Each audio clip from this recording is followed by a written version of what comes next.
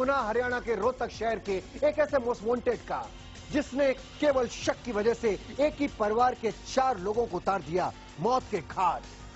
नाम है धर्मपाल सिंह। धर्मपाल सिंह के पड़ोस में ठंडी राम का परिवार रहता था। धर्मपाल सिंह के परिवार में बाकी सदस्यों के साथ उनकी एक बेटी रश्मि भी थी। वही ठंडी राम के परिवार में बाकी सदस्यों के साथ उनका बेटा अजीत भी था। अजीत और रश्मि एक दूसरे के पड़ोसी थे। ऐसे में इन दोनों के बीच अक्सर बातें हुआ करती थी, लेकिन उन्हें यह पता नहीं था कि उनकी ये बातचीत एक दिन उन दोनों परिवार के बीच बवाल की एक ऐसी वजह बनेगी जिससे अजीत के परिवार की दुनिया बिखर कर रह जाएगी।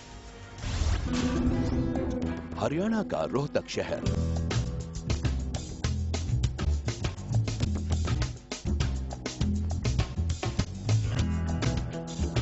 रोहतक को हरियाणा का हार्ट सिटी भी कहा जाता है।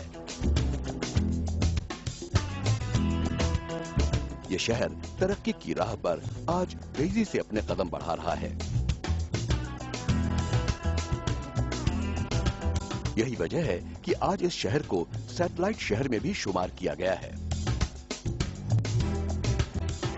यहां से सिर्फ 10 किलोमीटर की दूरी पर बसा है शिमली गांव। इस गांव में लोग आमतौर से शांत प्रकृति के हैं।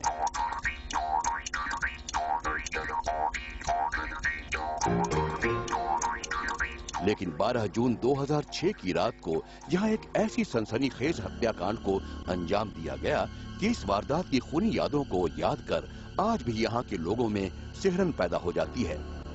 उस काली रात को यहां पर एक ही परिवार के 4 लोगों को मौत के घाट उतार दिया जाता है। मौत का खूनी खेल खेलने वाले इस मोस्ट वांटेड का नाम है धर्मपाल सिंह। वाकया साल 2006 का है। इस गांव में दूसरे परिवारों की तरह धर्मपाल सिंह और ठंडी राम का परिवार भी अपनी जिंदगी आराम से बसर कर रहा था। धर्मपाल सिंह और ठंडी राम का परिवार एक दूसरे के पड़ोसी थे, इसलिए धर्मपाल सिंह और ठंडी राम के परिवार के लोगों के बीच अच्छी खासी जान पहचान थी। धर्मपाल सिंह के परिवार में बाकी सदस्यों के साथ उनकी एक प्यारी सी बिटिया रीना थी। वहीं ठंडी राम के परिवार में बाकी सदस्यों के अलावा उनका बेटा अजीत था।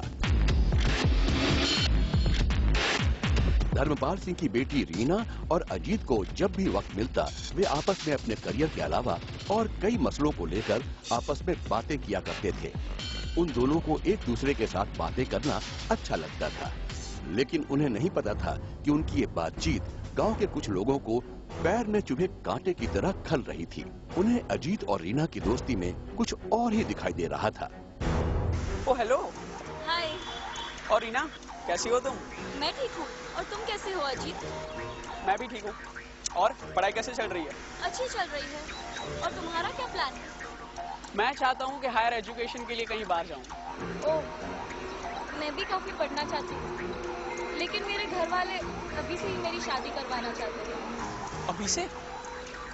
अच्छा चलो अजीत, मैं चलती हूँ। मेरे घर वाले मेरा इंतजार कर रहे हैं। चलो मैं भी चलता हूँ फिर। बाय। बाय।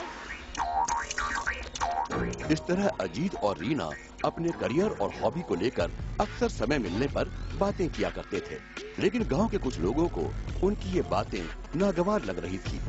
उन्हें लग रहा था कि रीना और अजीत के बीच कुछ अलग ही खिचड़ी पक रही है, और इस खिचड़ी में वे मिर्च मसाला डालकर इसका पूरा लुत्फ ले रहे थे। अजीत